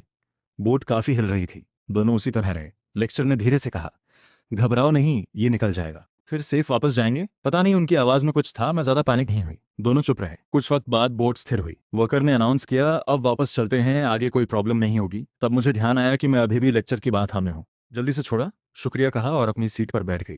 लेक्चर की नज़र मुझ पर रही। वो सामने आकर बैठ गई। नरम आवाज़ में बोली, फील हो गया ना, मुझे तुमसे अच्छा लगता है। मेरा दिल एक पल के लिए रुका। मैंने उनसे पूछा, आप क्यों पसंद करती हैं मुझे? मैं तो ऑर्डिनरी हूँ। उनके जैसे लोगों के लिए उनके लेवल का कोई होना चाहिए, और मैं सेना तान के बाद किसी सिंपल नॉर्मल इंसान के साथ सेटल होना चाहती थी। उन्होंने कहा, तुम्हारी जो स्ट्रेंथ है वो अच्छी लगती है। पहली बार जब मिली थी तुम एक अलग नज़र से देख रही थी, ऐसे कोई नहीं देखता था। और जब नॉवेल मांगा था तभी समझ गई थी तुम ढंग से काम करोगी। बिना जाने खिंचाव हुआ। मैं मुस्कुराई और बोली, हम तो काम की वजह से मिले हैं। आप मुझे जानती नहीं ज़्यादा, मैं शायद उतनी अच्छी नहीं जितना सोचती है। उन्होंने कहा, यहाँ मैंने तुम्हें जाना है, भूली क्या? फिर बोली, तो चांस दोगी? हम दोस्त से शुरू करते हैं। मैं एक पल रुकी, फिर धीरे से हाँ कर दी। मुझे लगा उन्होंने इतना सब इसीलिए कहा। लेक्चर की आंखें नरम हो गई। बोली, अब दोस्त हैं तो चर्ची मत बोलो। मैंने थोड़ा सोचा, फिर झिझकते हुए बुलाया, चुई हुए। लेक्चर का दिल एक पल को उछला। आंखें नीचे हो गईं, कान थोड़े लाल हो गए। लेक्चर फैमिली में कोई ये यकीन नहीं करता कि उन्हें भी शर्म आ सकती है। मुझे लगा थोड़ा अजीब हो गया, तो आखिर में जोड़ा, मिस लिचू। उन्होंने ठीक से वापस आई और हल्के से बोली, हाँ अब वो रश में नहीं थी, कम से कम मुझे पता था उनका मन क्या है। ये सेना तांग के अचानक आकर कंफ्यूज करने से बेहतर था। स्टॉर्म निकला, बोट जल्दी वापस आई। जब उठी तो पैर थोड़े लड़खड़ाए। लेक्चर ने तुरंत हाथ दिया। मैंने मना नहीं किया, सच में थोड़ी डगमगाहट थी। ये बोट राइड इस ट्रिप का सबसे अनकंफर्टेबल एक्सपीरियंस था। उन्होंने कहा, हम दोस्त हैं, इतनी फॉर्मेलिटी मत रखो। सच में मुझे भी थोड़ा अजीब लगा। दोस्ती की ये नहीं शुरुआत, काफ़ी समय से कोई नया दोस्त नहीं बनाया था। उन 8 सालों में बस ऑफिस कलीग्स थे, कोई सोशल सर्कल नहीं था। पर खाना बीच में ही था कि सेना तांग आ गई, मास्क और सनग्लासेस लगाए। इन दिनों शो की शूटिंग तेज थी, एक बंदा निकला तो शेड्यूल टाइट हो गया। थोड़ी छुट्टी मिली तो देखने आ गई, और आते ही देखा मैं लेक्चर के साथ हूँ। मास्क के बावजूद उसका चेहरा साफ बोल रहा था। वो सीधे मेरे बगल में बैठ गई। मैंने होंठ भींचे। लेक्चर ने थोड़ा माथा सिकोड़ा और सेना तांग से बोली, यहाँ तुम्हारा स्वागत नहीं है। लेक्चर ने मेरी तरफ देखा। मेरा चेहरा बता रहा था कि मन नहीं है। कुछ कहना चाहा, पर शब्द नहीं आए। मैं उठी और लेक्चर से बोली, चलते हैं। वो उठी। मैं दूसरी तरफ से निकल गई। सेना तांग ने नाम लिया, पर मैंने ध्यान नहीं दिया और रेस्टोरेंट से बाहर चली गई। पीछे से मैनेजर आया, सेना तांग के कंधे पर हाथ रखा और बोला, छोड़ दो, अभी जो है वो भी कम नहीं है। सेना तांग ने सिर नीचे किया। छोड़ना मतलब लेक्चर को चांस देना, वो नहीं कर सकती। मैनेजर ने ठंडी सांस ली। इसे समझाना मुश्किल था। शायद एक बार खुद ठोकर खाएगी तब मानेगी। अगले कुछ दिन मैं कॉलीग्स के साथ घूमती रही। लेक्चर के घर में किसी का बर्थडे था तो वो वापस चली गई। जाते वक्त बताया भी, मैंने कहना चाहा, बताने की ज़रूरत नहीं थी, पर लेक्चर ने पहले बोल दिया। मुझे बस इतना कहना पड़ा, आंटी को बर्थडे विशेस। लेक्चर ने सीरियसली कहा, पहुंचा दूंगी। मैंने हंसकर इग्नोर किया, ये तो बस फॉर्मेलिटी थी। आज वापस घर का दिन था। प्लेन से उतरी तो ठंड ने जोरदार स्वागत किया। सीधे घर आई, एसी चालू किया और रजाई में घुस गई। सुबह की अर्ली फ्लाइट थी, नींद कम हुई थी। लेटते ही आंख लग गई। उठी तो लेक्चर का मैसेज था। उसने लिखा, माँ को विशेस मिल गई। मैं थोड़ा चौंकी। फिर एक वॉइस नोट था। एक एलिगेंट सी आवाज़ ने कहा, शुक्रिया। मैं और हैरान हो गई। लेक्चर ने सच में वो बात पहुंचा दी थी। थोड़ी एम्बैरेसमेंट हुई। काफ़ी सोचा, फिर एक इमोजी भेज दिया और फ़ोन रख दिया। तुरंत रिप्लाई आया, ज़्यादा मत सोचो। मुझे और कुछ सूझा नहीं। फिर उसने लिखा, वापस आ गई। मुझे समझ आया क्या रिप्लाई करूं, बस लिखा, हाँ। अगले सेकंड उसने लिखा, जैसे पता हो, खाना नहीं खाया ना, खाओ। मैंने रिप्लाई किया, जा रही हूँ खाने। फिर एक गुड बाय इमोजी भेजा। अब उनसे ज़्यादा बात करना ऑकवर्ड लग रहा था। उठी और नूडल्स बनाए। आधे महीने बाहर रही थी, फ्रिज पहले से खाली कर दी थी। बस नूडल्स और एग्स थे। ज़्यादा भूख नहीं थी, यही काफ़ी था। ट्रिप के बाद कंपनी में काम भी बढ़ा। मैंने खुद लेक्चर को कांटेक्ट नहीं किया। वो घर पे फैमिली के साथ होंगी, कुछ दिन बाद वो काम की बात करेंगी, तब देखेंगे। बस काम का इंतजार था। पर बॉस ने बुलाया, काम देने के लिए नहीं। उन्होंने मुस्कुराते हुए कहा, एक इंटरनेशनल ट्रेनिंग का चांस है स्विट्जरलैंड में, ऊपर से तुम्हारा नाम रिकमेंड किया गया है, जाओगी? मैंने बिना सोचे हाँ कर दी। ये मौका था, काम से सच में लगाव था। पहले साउथ में भी ऐसा मौका आया था, पर सेना तांग की वजह से छोड़ दिया था। अब क्यों छोड़ूं? और वहां जाऊंगी तो सेना तांग भी पीछे नहीं आएगी। बॉस बोले, साउथ में तुमने मना कर दिया था तो डर था इस बार भी मना करोगी। मैंने कहा, अब नहीं छोड़ूंगी। वो खुश हुए। डिपार्चर 1.5 महीने बाद था। बॉस वैसे भी चाहते थे कि टैलेंटेड लोग जाएं, उन्हें पता था कंपनी का नाम होगा। मैंने हाँ की। ऑफिस से निकली, लेक्चर को मैसेज किया, स्विट्जरलैंड जाने की बात बताई। उसने बस लिखा, कोई जल्दी नहीं, जाना ज़्यादा ज़रूरी है। मैंने थोड़ा सोचा, फिर लिखा, अगर तुम्हें जल्दी हो तो पहले ड्रॉ कर देती हूँ। वो मेरी फ्रेंड थी, और शायद बाद में उनके जैसा इलस्ट्रेटेड ढूंढना मुश्किल होता। पर उसने फिर वही कहा, अपना ख्याल रखो, जाने की प्रिपरेशन करो। उसने इतना कहा तो मैं भी कुछ नहीं बोल सकती थी। घर पहुंची तो दरवाजे पर सेना तांग खड़ी थी, हाथ में फ्लावर्स। मुझे देखकर मुस्कुराई, बोली, आ गई। मैंने फ्लावर्स नहीं लिए, शांत आवाज़ में पूछा, क्या काम है? बोली, बस देखने आई।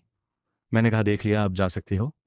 दरवाज़ा खोलने लगी। उसने एक कदम आगे बढ़ाया और रुककर बोली, 1.5 महीने बाद तुम्हारा बर्थडे है, साथ सेलिब्रेट करना चाहती हूँ। मेरा हाथ रुका। मैंने उसकी तरफ देखा और बोला, इस साल बर्थडे नहीं मनाऊंगी। यह झूठ नहीं था। स्विट्जरलैंड जाना था, शायद बर्थडे के दिन ही, वरना खुद भी भूल जाती। सेना तांग ने माथा सिकोड़ा। पहले हमेशा बर्थडे होती थी, पर वो खुद कभी मेरे साथ नहीं मनाती थी, बस गिफ्ट दे देती थी। अब उसे हक नहीं था। तभी एक आवाज़ आई, जब वो खुद नहीं चाहती तो जोर क्यों देना। लेक्चर आई, सेना तांग के सामने खड़ी हो गई। सेना तांग का चेहरा बदल गया। ये लेक्चर हर बार सामने क्यों आती है? लेक्चर ने मुस्कुराते हुए कहा, चेहरे से लग रहा है अंदर गालियां दे रही हो। सेना तांग का एक्सप्रेशन अजीब हो गया। क्या बकवास कर रही हो? लेक्चर ने कहा, सच है या नहीं, तुम जानती हो? सेना तांग का चेहरा और खराब हुआ। लेक्चर ने मुझे देखा और नरमी से बोली, अंदर जाओ, बाहर ठंड है। मैं घर में चली गई। सोचा लेक्चर को भी बुलाऊं, पर उसने पीछे से दरवाज़ा बंद कर दिया। शायद वो नहीं चाहती थी सेना तांग अंदर आए। खुद भी नहीं थी, पर वैसे मैं भी संभाल लेती। पर जब दरवाज़ा बंद हो गया तो ठीक है।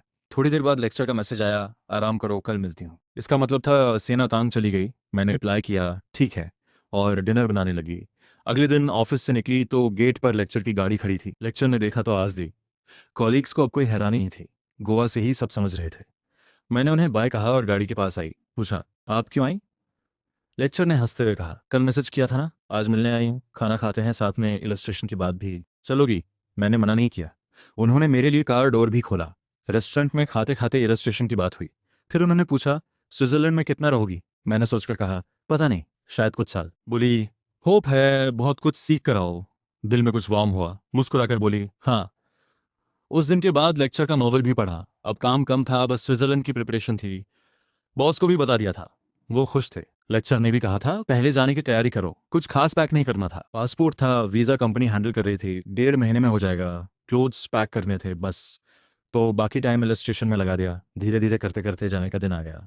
वीज़ा और टिकट दोनों मिल गए। बर्थडे वाले दिन ही निकलना था, कोइंसिडेंस था। उस दिन बॉस खुद एयरपोर्ट छोड़ने आए। उन्होंने कहा, खूब पढ़ो हाँ। मैंने सिर हिलाया और अंदर चली गई।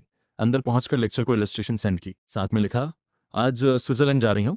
जल्दी रिप्लाई आया, बढ़िया बनाई है। मुझे लगा था शायद वो थोड़ी अपसेट होंगी। आज जाते वक्त बताया, पर उन्होंने बस लिखा, बर्थडे मुबारक। मैंने शुक्रिया लिखा। बोर्डिंग अनाउंसमेंट हुआ, जल्दी से लिखा, बोर्डिंग है, और फ़ोन रख दिया। प्लेन में बैठी, उड़ान भरी। खिड़की से नीला आसमान और सफ़ेद बादल दिखे।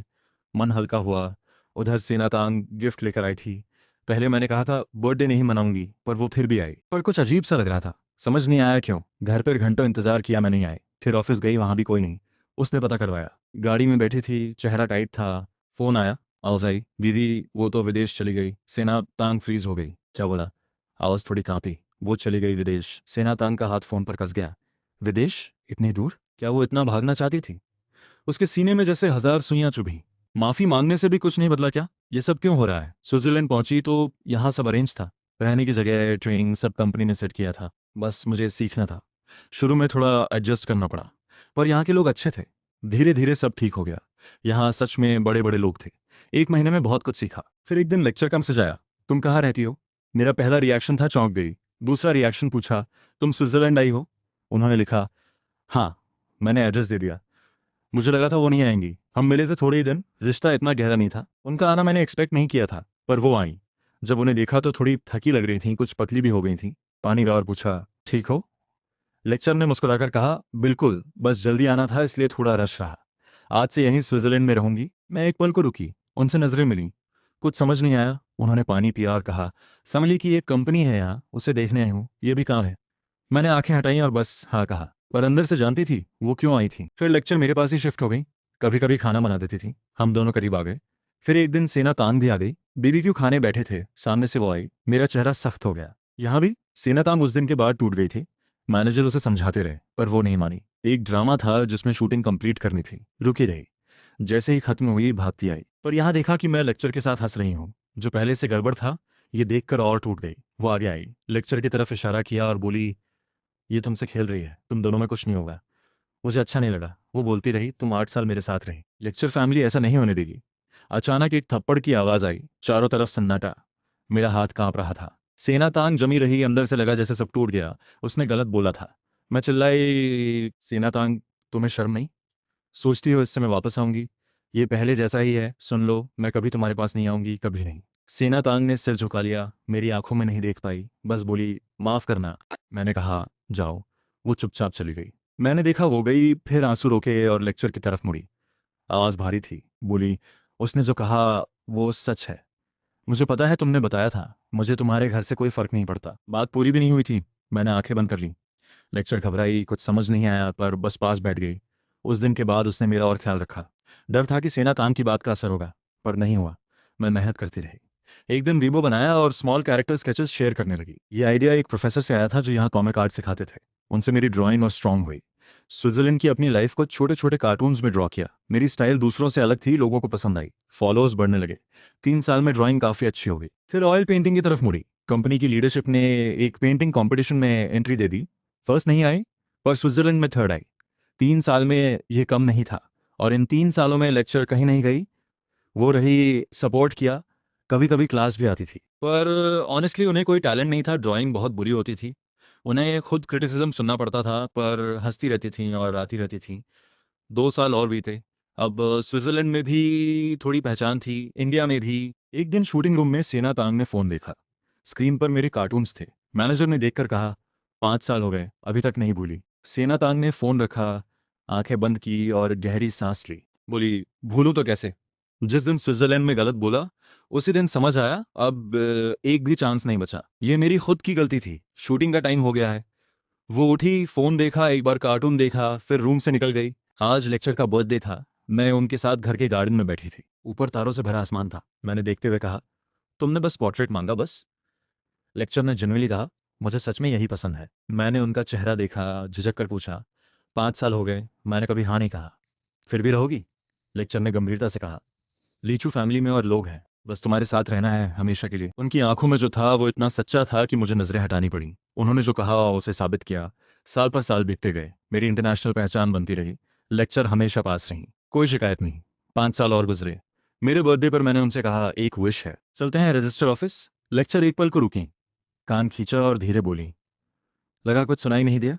मैंने हंसते हुए उन्हें हल्का थपथपाया और बोला, सच पूछ रही हूँ, हाँ करोगी? लेक्चर की आंखें चमकी, जल्दी से बोली, हाँ हाँ बिल्कुल हाँ। सिविल ऑफिस से बाहर निकले। लेक्चर की हंसी नहीं रुक रही थी, जैसे सब मिल गया हो। उन्हें देखकर मैं भी हंसने लगी। धूप में दोनों हाथ थामे चले। इस बार सही इंसान मिली थी। लिचू, आगे का सफर तुम्हारे साथ।